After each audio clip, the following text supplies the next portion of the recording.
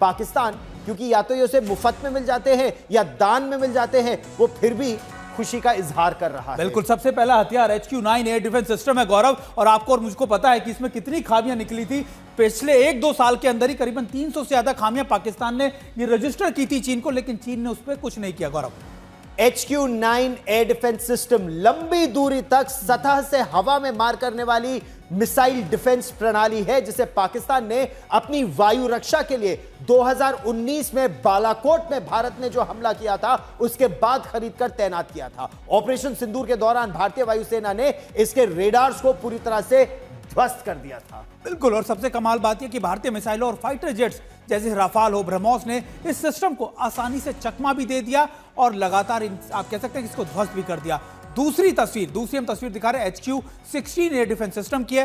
ये मध्य दूरी की यानी मीडियम रेंज का है, और वायु रक्षा प्रणाली भी भारतीय हमलों के सामने विफल हो गई। भारत की इलेक्ट्रॉनिक युद्ध क्षमताओं के कारण भारत की मिसाइलें और ड्रोन को देखने और रोकने में ये पूरी तरीके से विफल साबित हुई गौरव।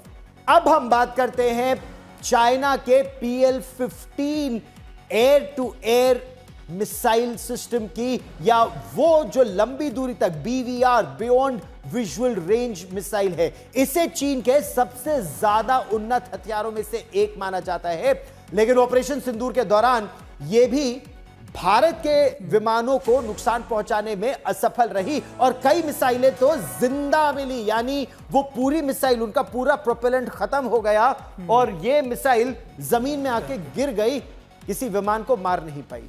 और देखिए, ये लगातार लंबी फेहरिस्त है जो हम आपको दिखाएंगे। अब अगली बात करते हैं JF-17 फाइटर जेट की।